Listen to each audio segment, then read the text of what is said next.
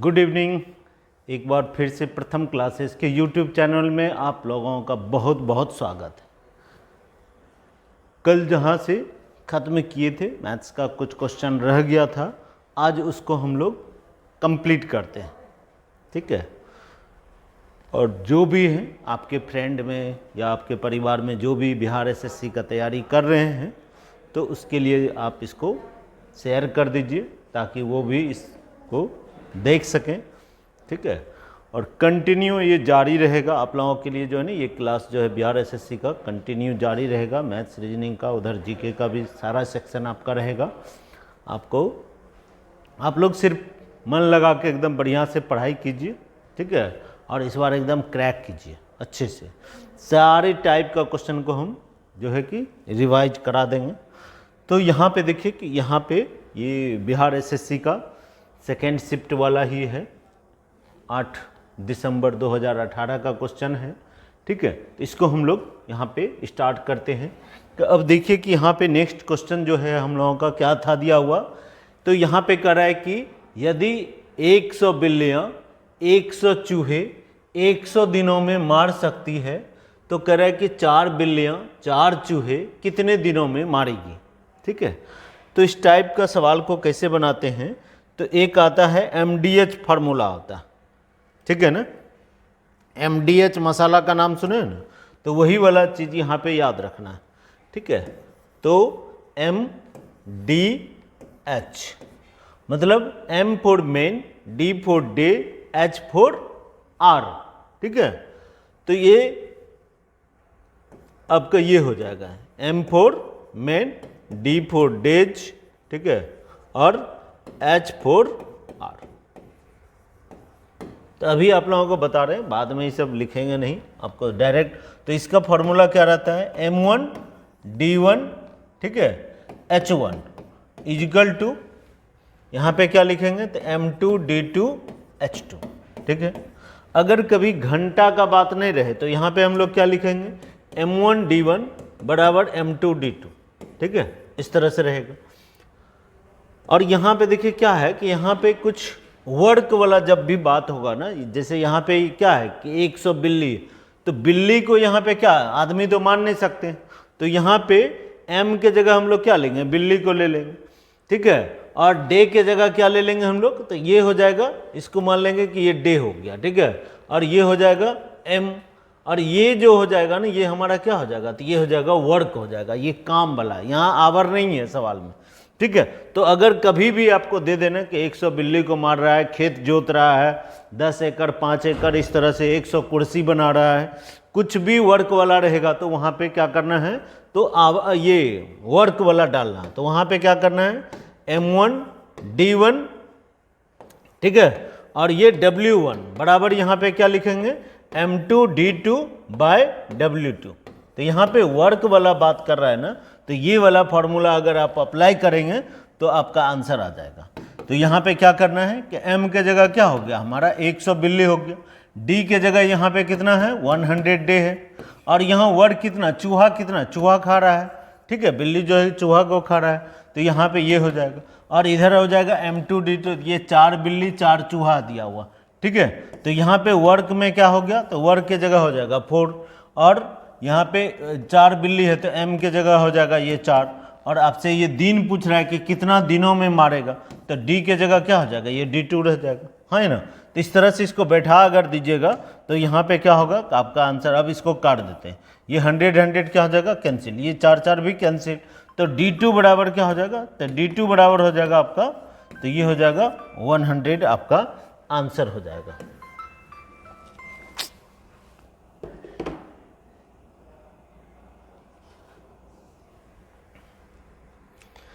Clear है ना।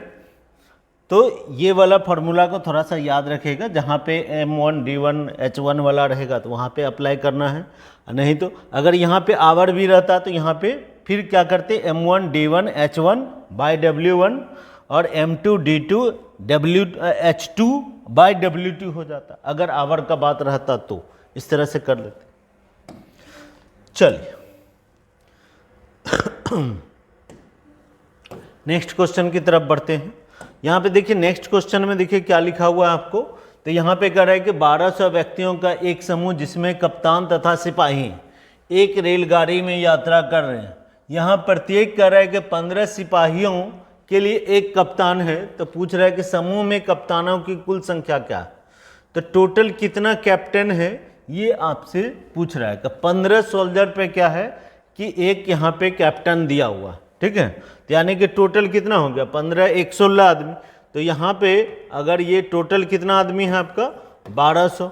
अब 1200 भागा यहाँ पे अगर आप 16 कर दीजिएगा तो कितना आ जाएगा 15 + 1 तो हो गया 16 आदमी टोटल। तो 1200 में 16 से भाग देते हैं तो कितना आ जाएगा आपका, ठीक है। इसको अगर काट दीजिए 16 से 7 बार में 112 हो जाएगा और बच जाएगा 8 तो हो जाएगा 80। तो 16 से 5 बार में क्या हो जाएगा तो 80। तो यहाँ पे पूछ रहा है कि total number of captain in group. तो कैप्टन कितना हो जाएगा हमारा, तो इस ग्रुप में हो जाएगा हमारा कितना तो 75 हो जाएगा। क्लियर है ना। चलिए नेक्स्ट क्वेश्चन है आपको दिया हुआ यहाँ पे। नेक्स्ट क्वेश्चन में दिया हुआ है कि रीता अपनी आय का कर रहा है कि 1/5 भाग भोजन पे, 1/2 भाग क्या कर रहा है कि शिक्षा पे एजुकेशन पे कर रहा है, 1/10 भाग क्या कर रहा है कि कपड़ा पे खर्च कर रहा है। यदि उसके पास कर रहा है कि 800 रुपया बचता है तो भोजन तथा शिक्षा का अनुपात ज्ञात कीजिए, रेशियो ज्ञात कीजिए, ठीक है। तो देखिए ये सारा जो है ना ये परसेंटेज वाला जब चैप्टर पढ़िएगा ना तो वहाँ पे इस टाइप से सवाल आता है। 1/5 मतलब होता क्या है, 1/5 मतलब अगर इसको परसेंटेज में लिखेगा ना ये कितना होगा 1/5 का मतलब क्या हो गया तो ये होता है 20%। यानी कि 20% किस पे खर्च कर रहा है तो ये भोजन पे खर्च कर रहा है। और कह रहा है कि 1/2 भाग क्या बोल रहा है कि शिक्षा पे, 1/2 मतलब क्या 50% है ना। तो ये बोल रहा है कि 50% एजुकेशन पे वो खर्च कर रहा है। और दिया हुआ है कि 1/10 मतलब क्या होता है 1/10 मतलब 10%, ठीक है। 10% क्या कर रहा है तो वो कर रहे हैं कपड़ा पे खर्च कर रहा है। और यदि उसके पास कर रहा है कि 800 रुपया बचता है, ये तीनों ये क्या कर रहा है खर्च कर रहा है। तो परसेंटेज में देखिए कि कितना खर्च कर रहा है 20, 50 और 10। तो टोटल यहाँ पे कितना हो गया आपका 80% ये खर्च कर रहा है। तो यानी कि बचत कितना हो रहा है तो बचत हो रहा है हमारा कितना तो ये 20%। और 20% बराबर क्या हो गया आपका 800 है ना। तो बचत है 20% और रुपया में कितना दिया हुआ, ठीक है। परसेंटेज में 20% और रुपया में कितना बचत कर रहा है 800। तो यानी कि 20% बराबर 800, ठीक है।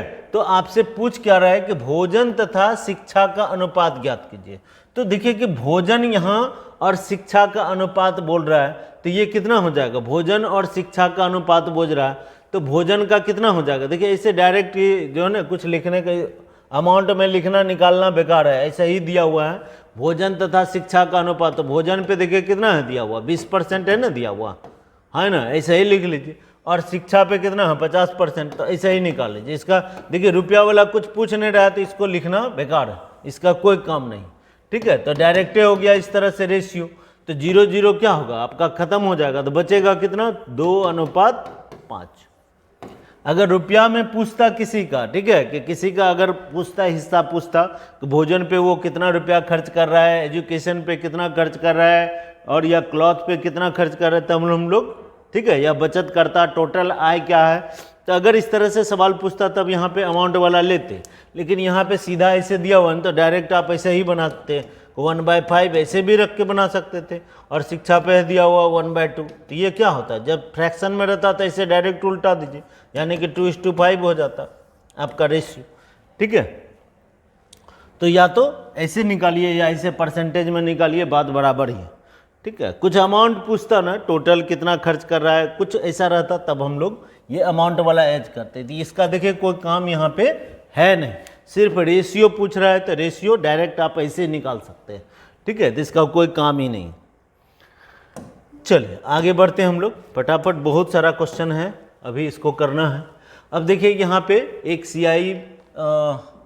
CISI का सवाल है दिया हुआ, कह रहा है एक धनराशि साधारण ब्याज पे आपको दिया हुआ है, ठीक है। एक धनराशि क्या कर रहा है कि साधारण ब्याज पे, ठीक है, 4 वर्ष में कर रहा है कि 2 गुनी हो जाती है। 4 वर्ष में क्या दिया हुआ है कि 2 गुनी हो जाती है।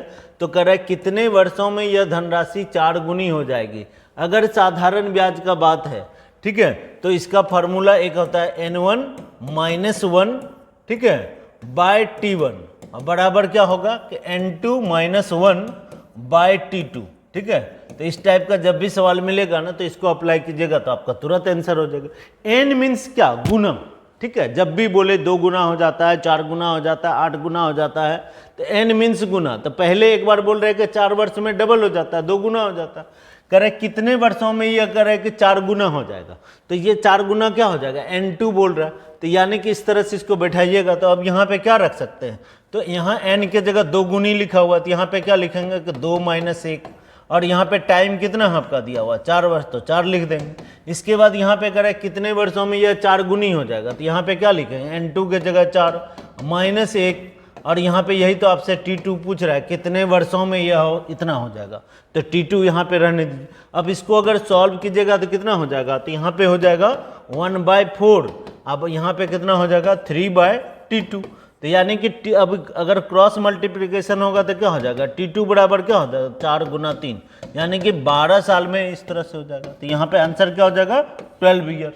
तो इसको बैठाइएगा तो आपका आंसर आ जाएगा। क्लियर है ना। नेक्स्ट सवाल में आते हैं। यहाँ पे देखिए क्या कर रहा है कि निम्नलिखित में से कौन सा भिन्न कर रहा है कि 3/4 से बड़ा है और 7/8 से छोटा है। इसको 2-3 तरीके से कर सकते हैं, ठीक है, लेकिन सबसे आप लोगों को जो ज़्यादा अभी टाइम हम इसमें दे नहीं सकते हैं, नहीं तो एक ही सवाल में जो है ना इसको बहुत, अगर ऑफलाइन क्लास रहता तो बढ़िया से आपको समझाते। यहाँ पे बस देखिए कि इसको आप या तो डेसिमल पे निकाल लीजिए तो ज़्यादा अच्छा रहेगा। तो इसका 3/4 का देखिए, 3/4 का मतलब क्या है कि ये जो आपका यहाँ पे दिया हुआ है ना, ठीक है, ये जो 3/4 आपका दिया हुआ है, ये जो 3/4 दिया हुआ है और ये 7/8 दिया हुआ है ना, तो इसको हम लोग यहाँ पे निकाल लेते हैं कि 3/4 का देखिए कि मतलब होता क्या है। 3/4 का मतलब होता है 0.75, यानी कि अगर इसको यहाँ पे क्लियर करेंगे तो यहाँ पे इसका मतलब क्या हो गया, तो इसका मतलब होता है 0.75, या परसेंटेज में बोलेंगे तो 75%, ऐसे बोल सकते हैं, ठीक है। तो ये इसका मतलब हो गया ये। और 7/8 का मतलब क्या हो जाएगा, 7/8 मतलब यहाँ पे देखिए कि 7/8 मतलब कि यहाँ पे क्या हो जाएगा, तो अगर इसको डेसिमल में लिखिएगा तो कितना, 8 से 9 बार में तो ज़्यादा हो जाएगा, ठीक है। तो यहाँ पे हो जाएगा कितना आपका, देखिए 7/8 मतलब हम लोग क्या लिख सकते हैं, पॉइंट तो हो ही जाएगा 70, मतलब यहाँ पे 7 में तो 8 से भाग लगे, डेसिमल दे दीजिएगा तो ये कितना हो जाएगा 70।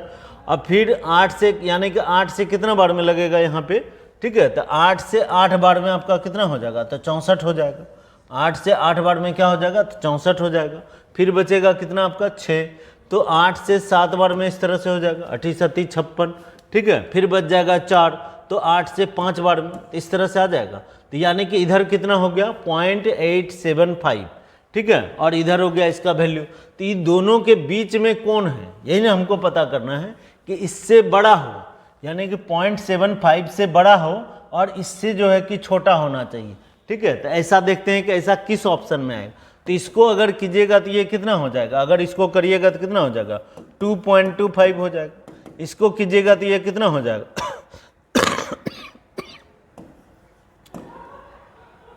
इसको अगर हम लोग करेंगे तो कितना हो जाएगा 1/8 है ना, तो 1/8 मतलब होता है कितना हमारा, तो 12.5% होता है। तो अगर उसको कीजिएगा तो कितना आ जाएगा,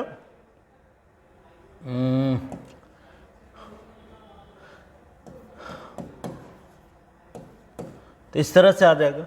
अब यहाँ पे कीजिएगा तो कितना हो जाएगा 2.2, इस तरह से हो जाएगा। इसको कीजिएगा, इसको तोड़िएगा तो कितना आ जाएगा 4/5, इसका मतलब क्या हो जाएगा कि 0 पॉइंट कितना हो जाएगा, तो 8 हो जाएगा। इसको लिख सकते हैं ना, यानी कि 4 में 5 से भाग देंगे तब, तो यानी 4 में तो भाग लगेगा नहीं, तो यहाँ पे क्या करेंगे हम लोग 40 डेसिमल देंगे तो हो जाएगा 40, और 40 में 5 से कितना बार में 8 बार में, तो ये हो जाएगा। तो ये दोनों के बीच में कौन सा आ जाएगा, तो यही आपका आंसर होगा, है ना। तो यहाँ पे राइट आंसर क्या हो जाएगा, तो ये डी नंबर ए हो जाएगा। ऐसा भिन्न है ये जो इससे बड़ा है और इससे क्या है कि छोटा है, तो ये इससे छोटा भी हो गया और इससे क्या हो गया बड़ा भी हो गया। तो यानी कि यहाँ पे कौन हो जाएगा, तो इसको डेसिमल वाला ही मेथड से कर लिए तो ठीक है, या परसेंटेज पे निकालते तो बढ़िया रहता, ठीक है ना। तो बहुत हल्का हल्का कुछ सवाल जो है ना, मैक्सिमम सवाल तो इसमें बिहार एसएससी में बहुत ही हल्का रहता है, ठीक है। कुछ एक आध क्वेश्चन आएगा वही थोड़ा सा ट्विस्ट रहेगा, नहीं तो एकदम बहुत ही हल्का, ऐसा हल्का क्वेश्चन और किसी एग्जाम में आपको जल्दी मिलेगा नहीं। तो अब देखिए कि यहाँ पे एक दिया हुआ है कि राम की आय राधा की आय से 20% अधिक है, तो कह रहा है कि राधा की आय राम की आय से कितना % कम है। देखिए यहाँ पे इस टाइप का जब भी सवाल मिले ना, तो इसको क्या करना है, यहाँ पे ये लिख लीजिए कि ये क्या है कि राम, और इधर क्या है कि राधा, ये लिखा हुआ है ना, तो यहाँ पे हम लोग लिख लिए कि ये राधा, इस तरह से लिख लिए।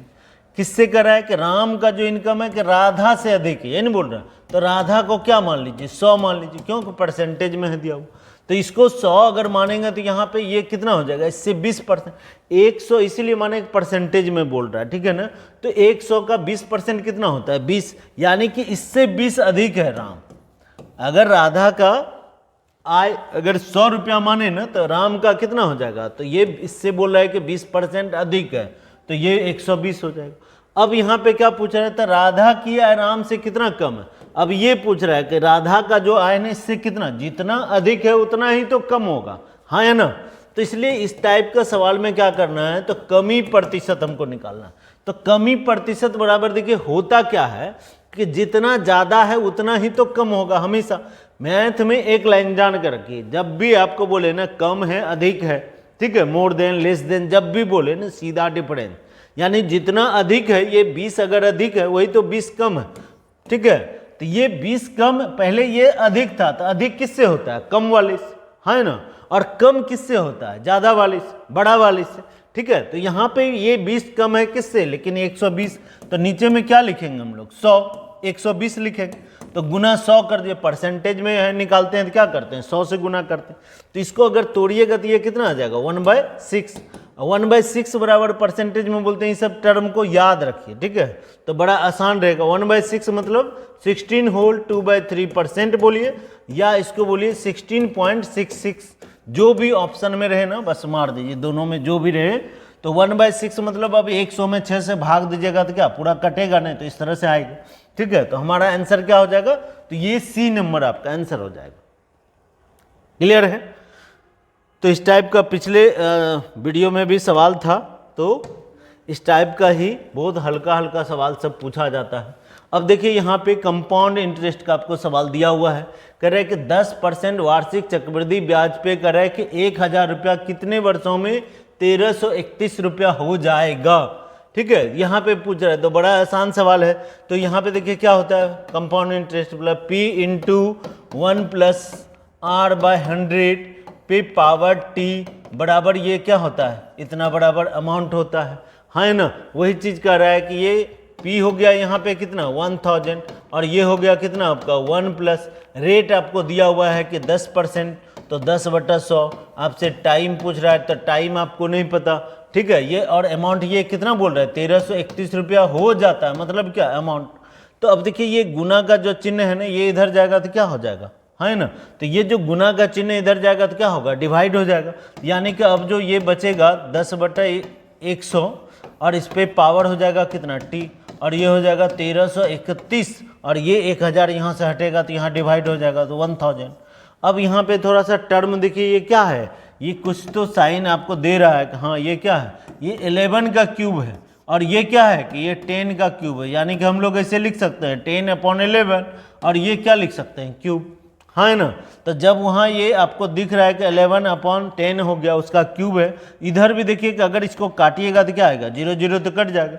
अब यहाँ 10 × 10 और 1 कितना हो जाएगा 11, 11/10, और इस पे पावर दिया हुआ T। तो बेस तो दोनों सेम हो गया ना, बेस हो गया सेम, तो क्या करना है आपको, तो ये बेस खत्म नहीं, तो यानी कि क्या हो जाएगा, तो T बराबर हमारा क्या होगा, तो T बराबर हो जाएगा 3 साल, ठीक है। तो हमारा आंसर क्या हो जाएगा, तो ये 3 साल। ये सब सवाल देखिए कि चार्ट जो है ना अगर याद रहेगा तो कंपाउंड इंटरेस्ट और सिंपल इंटरेस्ट का कितना भी भारी सवाल रहेगा ना, आप चुटकी में इतना लिखना भी नहीं पड़ेगा, एक लाइन में आप जो है ना एक मुश्किल से आपको 5 सेकंड लगेगा और बना दीजिएगा, ठीक है। तो अभी तो वो आपको कुछ बताए नहीं है, ठीक है, तो हमको बेसिक से पूरा समझाना पड़ रहा है। ठीक है। तो ये इसका बेसिक कंसेप्ट है, उसी पे अभी आपको समझा रहे, कोई ट्रिक आपको हम बता नहीं रहे हैं, ठीक है। चलिए आगे बढ़ते हैं हम लोग, नेक्स्ट क्वेश्चन में आइए।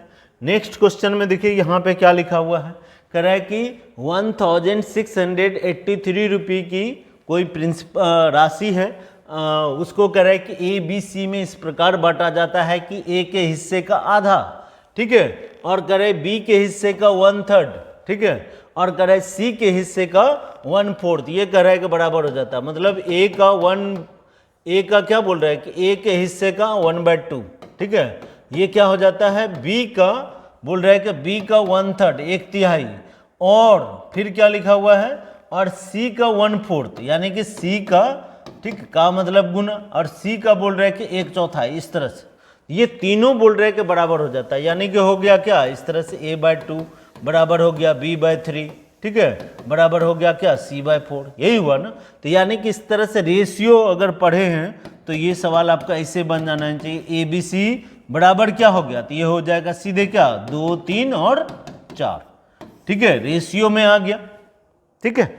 अब यहाँ पे देखिए रेशियो में ये टोटल कितना हो गया, तीनों को जोड़िएगा तो कितना हो जाएगा रेशियो में, 4, 3, 7, 2, 9, तो 9 बराबर हम लोग क्या बोल सकते हैं, 9 बराबर टोटल, यहाँ रेशियो में टोटल कितना हुआ आपका 9, और टोटल यहाँ अमाउंट कितना है 1683, तो 9 बराबर हो गया 1683, तो 1 बराबर क्या हो जाएगा, तो 1, अब इसको काट दीजिए 1683, देखिए अगर कटने वाला है तो 8, 3, 11 और 7 18 है, तो यानी कि कट जाएगा। तो इसको अगर हम लोग काटते हैं 9 से तो कितना बार में कट जाएगा, 9 एका 9, बच जाएगा यहाँ पे कितना 7, तो 78, 9 से 8 बार में 72, ठीक है, 9 से 8 बार में 72, फिर बच जाएगा आपका 6, तो हो जाएगा 63, तो 9 से कितना बार में 7 बार में, तो यानी कि 1 बराबर क्या हो गया 187।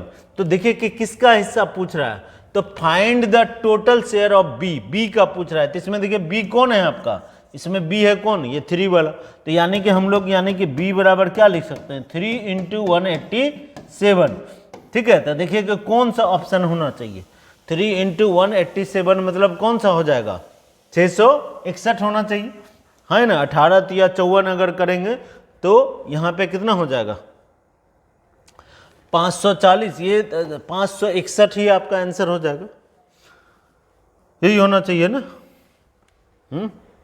18 × 54 तो 180 × 3 करेंगे तो 540, और 7 × 3 करेंगे तो 21, तो ये कितना हो जाएगा, तो 561 ही आपका यहाँ पे आंसर आ जाएगा, ठीक है। एक बार गुना करके देख लीजिएगा, हड़बड़ी में थोड़ा हो सकता है।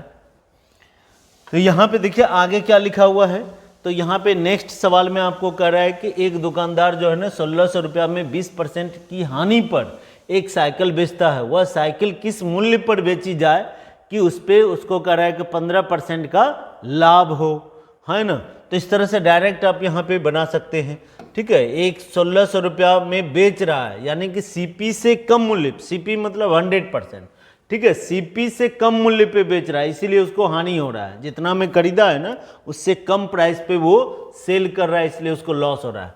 तो यानी कि हम लोग क्या बोल सकते हैं कि 80% बराबर क्या हो गया 1600, है ना।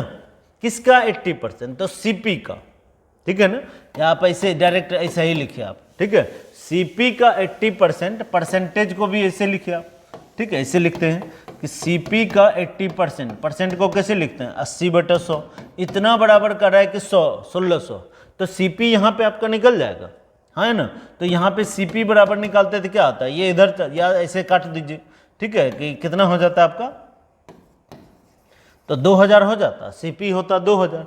पूछ रहा है कि वो उसको कितना में बेचे कि 15% का लाभ हो, यानी कि अब कॉस्ट प्राइस कितना निकल गया 2000, तो 2000 पे कितना 15% बोल रहा है, तो 2000 का 15% कितना होता है 300, यानी 300 और जोड़ देते तो कितना हो जाता आपका 2300, या ऐसे लिख देते कि ये कॉस्ट प्राइस हुआ 2000, इस पे लाभ बोल रहा है 15% होगा, तो लाभ हो 15% होगा तो 115/100, काट दीजिएगा तो कितना हो जाएगा 115 × 2 करेंगे तो कितना हो जाएगा 230, एक जीरो और हो जाएगा तो कितना हो जाएगा इस पर, तो 2300 रुपया हो जाएगा। या आप इसको डायरेक्ट ऐसे भी लिखते हैं कि 80% बराबर, ऐसे लिखते हैं कि 80% बराबर 1600, तो यहाँ पे पूछ रहा है कि 115% बराबर क्या होगा, इसे लिख देते।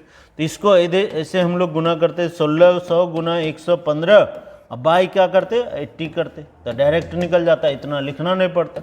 इससे इसको काट देते तो 20 बार में कितना आ जाता 2300, ऐसे निकाल देते, हाँ है ना। चलिए नेक्स्ट हम लोग आगे बढ़ते हैं। नेक्स्ट कर रहा है कि 0.3 कितना गुना बड़ा है 0.003 से, यही बोल रहा है ना। तो यहाँ पे 0.003 का गुना x कर दीजिए, ठीक है। पूछ रहा है कि इससे कितना गुना बड़ा है क्या, तो ये बोल रहा है कि 0.3 है ना, हाँ। तो इस तरह से दिया हुआ है कि 0 पॉइंट, यहाँ पे डेसिमल 0.003 से कितना गुना बड़ा है, कितना गुना, तो x गुना कर दिए, ठीक है। तो यहाँ पे x से हम लोग मल्टीप्लाई कर दिए। तो अब देखिए कि अगर इसको हम लोग रखेंगे तो क्या हो जाएगा। तो देखिए डेसिमल है ना, तो डेसिमल है तो इसका डेसिमल हटाते तो यहाँ कितना होता है 1, 1, 2 और 3 जीरो हो जाता है, इधर हो जाता है 1000। और इसको तोड़ते तो ये कितना हो जाता है, इसका पॉइंट हटाते तो कितना हो जाता है 1 और 0, तो 10। ये कट जाएगा, ठीक है। और ये 3 3 भी तो अब कट ही जाएगा, तो ठीक है। तो x बराबर कितना हो जाता है 100, हाँ है ना। तो यानी कि इसका कितना गुना है, तो 100 गुना है, हाँ है ना। तो ऐसे भी देखते हैं ना, 0.1 अंक पहले है तो इधर 3 अंक पहले है, नहीं तो यानी कि 2 अंक पहले, यानी कि 100 हो जाता है आपका गुना करते तो। नहीं तो ऐसे डिटेल में आप एकदम बेसिक आपको बता रहे हैं, तो ऐसे आप निकाल सकते हैं। नेक्स्ट क्वेश्चन में आइए, देखिए क्या कर रहा है कि 6 व्यक्तियों का औसत वजन कर रहा है कि 1 किलोग्राम बढ़ जाता है जब एक 60 किलोग्राम वाले व्यक्ति को नए व्यक्ति के साथ क्या कर रहा है कि बदला जाता है, तो नए व्यक्ति का वजन क्या होगा। देखिए इस टाइप का एवरेज में सवाल जो है ना आपको इस तरह से मिलेगा। तो यहाँ पे जब भी आपको ऐसा मिले ना कि बढ़ जाता मतलब सोचिए कि जितना का निकल रहा है ना उससे ज़्यादा वाला आ रहा है ना। और अगर कभी औसत वजन अगर कम हो जाता है तो मतलब सोचिए कि जितना का कोई आदमी है ना जा रहा है ना तो उससे कम वाला आ रहा होगा, ठीक है। तो ये यानी इसी तरह से ये आपको ध्यान जाती है। यहाँ पे क्या लिखा हुआ है आपको, तो ये कह रहा है कि 1 किलोग्राम 6 व्यक्तियों का औसत वजन कह रहा है कि 1 किलोग्राम बढ़ जाता है जब 60 किलोग्राम वाले एक व्यक्ति को नहीं, मतलब 60 किलो का एक नया व्यक्ति, एक 60 किलोग्राम वाले व्यक्ति के स्थान पे एक नया व्यक्ति आता है, तो कह रहा है कि 1 किलोग्राम जो है ना औसत बढ़ जाए। औसत मतलब क्या, एक आदमी का, तो 6 आदमी का कितना हो जाएगा 6 किलो, है ना। तो 6 गुना 1 तो कितना होगा 6 किलो। यानी कि अब देखिए यहाँ पे कंसेप्ट क्या है, जब भी बोले ना कि 1 किलोग्राम बढ़ जाता है, जब भी बढ़ने वाला बोले तो सोचना क्या है कि जितना का आदमी निकल रहा है ना उससे ज़्यादा वाला आ रहा है तब तो बढ़ रहा है, ठीक है। या कभी बोलेगा कि 1 किलोग्राम घट जाता तब क्या करते, तो देखते 6 गुना 1 तो 6 होता, और तब जो आदमी जा रहा है ना उससे कम वाला आता अगर घटता तो, ठीक है। तो यहाँ पे लेकिन क्या हो रहा है आपका बढ़ रहा है, तो यानी कि क्या होगा, तो जितना का जा रहा है ना उससे ये 6 kg ज़्यादा वाला आ रहा है। तो यानी कि आंसर क्या हो जाता है आपका 66 kg। तो आपका आंसर हो जाएगा यहाँ पे क्या, तो ये बी नंबर आपका आंसर हो जाएगा, राइट। क्लियर है ना। तो एकदम बहुत सिंपल है, इसको देखिएगा। नेक्स्ट क्वेश्चन की तरफ बढ़ते हैं। अब यहाँ पे देखिए क्या लिखा हुआ है, तो यहाँ पे कह रहा है कि यदि क्रय मूल्य विक्रय मूल्य का 80% है तो लाभ प्रतिशत क्या होगा। बहुत आसान है ना। तो यहाँ पे कह रहा है कि क्रय मूल्य मतलब क्या, सीपी। ये क्या बोल रहा है कि एसपी का 80%, एसपी का विक्रय मूल्य का 80%, मतलब इस तरह से। तो सोचिए कि यहाँ पे रेशियो क्या हो गया, सीपी बाय एसपी बराबर, ये एसपी को नीचे लाइएगा तो क्या हो जाएगा, सारा सवाल क्या है वही रेशियो। अब इसको या तो ऐसे रखिए या अगर छोटा करना है तो कर सकते हैं कि 4/5 कर सकते हैं। तो पूछ रहे हैं कि लाभ प्रतिशत क्या होगा। सोचिए कि आप 4 रुपया में खरीदे 5 रुपया में बेच रहे हैं, तो लाभ प्रतिशत का फॉर्मूला क्या होता है, लाभ प्रतिशत बराबर लाभ कितना हो रहा था आपको 1 रुपया, तो 1 रुपया यहाँ पे लाभ हो जाएगा, है ना। या तो 20 रख के आप बना सकते हैं, या ऐसे बना सकते हैं कि 4 में खरीदे हैं 5 में बेच रहे हैं तो 1 रुपया लाभ हुआ। लाभ जब भी होता है किस पे, तो क्रय मूल्य पे। तो क्रय मूल्य यहाँ पे कितना है 4 गुना 100, प्रतिशत पूछ रहा है तो गुना 100, तो यानी कि 1/4 बराबर क्या होता है आपका 25%, है ना। तो यानी कि यहाँ पे आंसर जो होगा हमारा क्या हो जाता था 25% हो जाता है ना। क्लियर।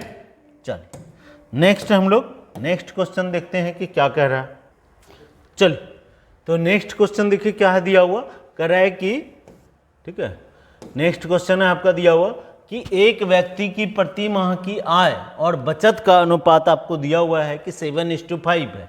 यदि वह 72,000 रुपया, यहाँ पे क्या लिखा हुआ है कि यदि वह 72,000 रुपया प्रति वर्ष खर्च करता है तो उसकी मासिक आय ज्ञात कीजिए।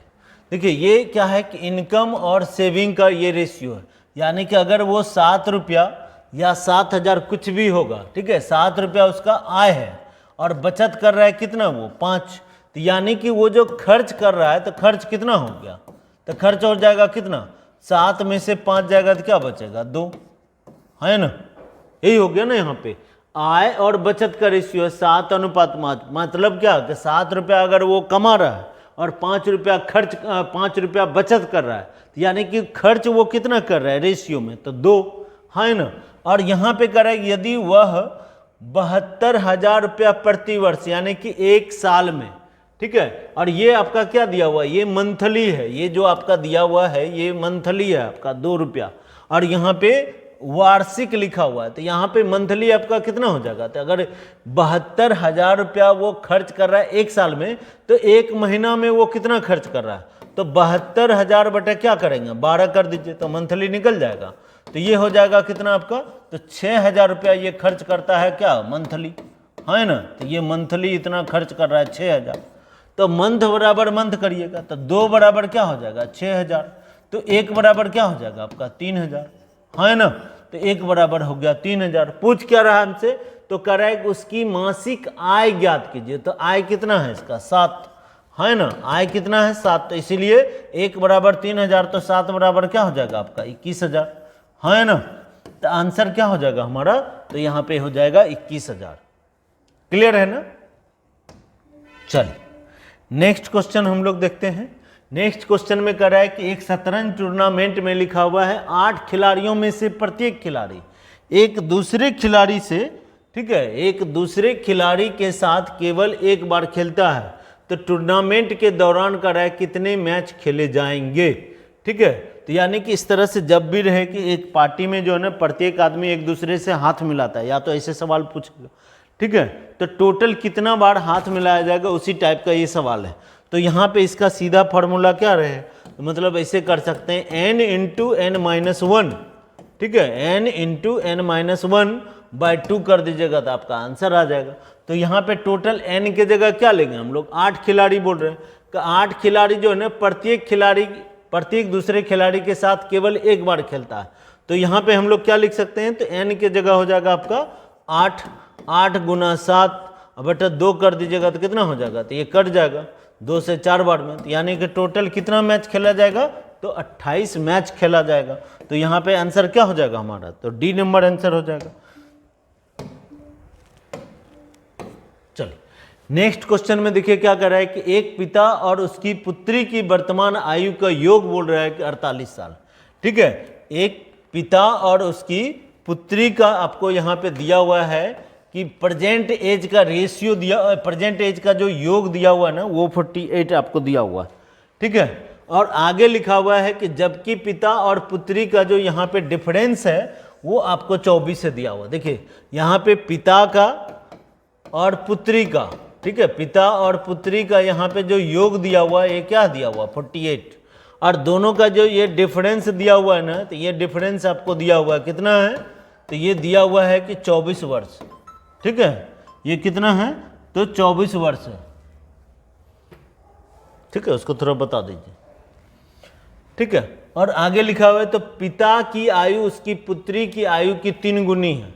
अब देखिए इंपॉर्टेंट कहाँ है, यहाँ पे कर रहा है कि ये जो पिता का एज है ना वो पुत्री का, ये पुत्री की आयु का क्या लिखा हुआ है कि वो 3 गुना है, यानी कि अगर x है ना तो ये क्या है कि ये 3x आ रहा है, तो ये रेशियो सबसे इंपॉर्टेंट है ना, तो ये सबसे इंपॉर्टेंट आपको यहाँ पे दिया हुआ है, ठीक है। तो अब यहाँ पे सोच लीजिए कि यहाँ पे जो है आपका डिफरेंस कितना है, या तो यहाँ पे जोड़ वाला निकाल दीजिए या डिफरेंस वाला, किसी एक को डालिएगा तो आपका आंसर आ जाएगा, ठीक है। तो रेशियो में जो डिफरेंस है, तो रेशियो में डिफरेंस कितना है 2x, तो 2x अगर डिफरेंस वाला लेगा तो ये वाला लीजिए, तो 2x बराबर 24, तो x बराबर क्या हो जाएगा 12, या तो ऐसे निकाल सकते हैं, या देखिए कि योग वाला लेते तो यहाँ कितना हो जाता है 3x और x कितना हो जाता है 4x, 4x इक्वल टू कितना 48, तो x बराबर क्या आता, फिर भी आपका वही चीज़ आता ना। तब यहाँ पे हम लोग क्या लिखते हैं, अगर योग वाला लेते हैं तो 4x बराबर 48, x बराबर क्या आता, तो वही 12 आता है ना। तो या तो ऐसे निकालिए या ऐसे निकालिए। तो पूछ रहे हैं 5 वर्ष बाद पिता की आयु कितनी होगी। तो देखिए 5 वर्ष बाद पिता का एज कितना है, तो ये वाला है ना इंपॉर्टेंट हमारा। तो पिता का एज कितना होता है, x बराबर 12, तो 3x बराबर कितना हो जाएगा 36। तो पिता का एज कितना हो गया, तो ये हो गया प्रेजेंट एज हो गया 36। पूछ क्या रहा है 5 साल के बाद, तो इसमें क्या करेंगे 5 ऐड कर देंगे, तो कितना हो जाएगा हमारा, तो ये हो जाएगा 41 ईयर्स आपका आंसर हो जाएगा। आ रहा समझ में। तो ये दोनों ही चीज यहाँ पे दिया हुआ है, ठीक है। तो इसको आप सॉल्व कीजिएगा तो बन जाएगा। चलिए नेक्स्ट क्वेश्चन देखते हैं हम लोग कि नेक्स्ट क्वेश्चन और क्या कह रहा है। कह रहा है 5 क्रमागत सम संख्या का औसत है 22, तो कह रहा है तीसरी सबसे बड़ी संख्या ज्ञात है। देखिए इसका भी आंसर वही हो। यहाँ पे 5 क्रमागत सम संख्या जब भी बोल रहा है, ठीक है, क्रमागत मतलब 4 कंसेक्यूटिव जो है ना, इवन नंबर बोल रहा है, इवन नंबर सम संख्या के बारे में बोल रहा है। देखिए सम या विषम जब भी आपको लिखा हुआ रहे ना, सब दोनों में क्या रहता है, 2-2 का ही डिफरेंस होता है।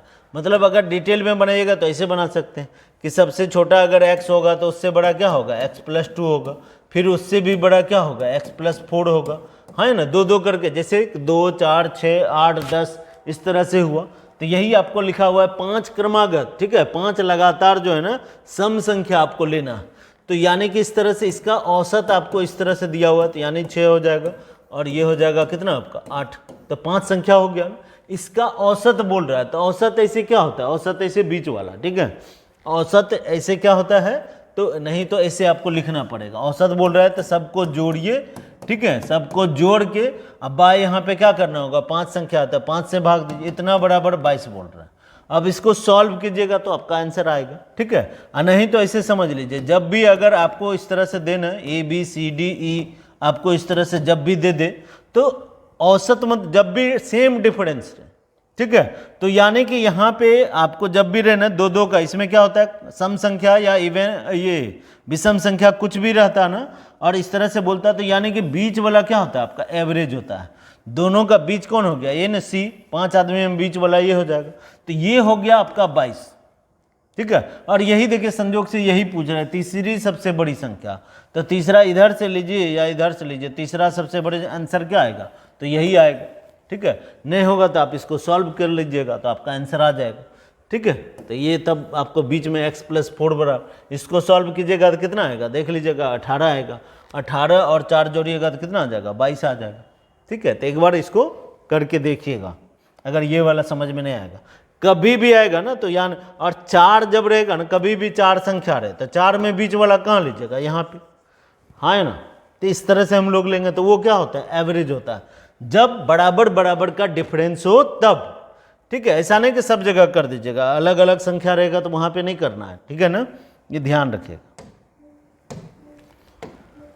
चलिए नेक्स्ट देखिए, 2 संख्या का डिफरेंस आपको दिया हुआ है कितना है 16 है, और कह रहा है कि उनके योग का 1/5 भाग कर रहा है कि 12 है, तो छोटी संख्या ज्ञात कीजिए। तो क्या हो जाएगा, बहुत हल्का है यहाँ पे क्वेश्चन।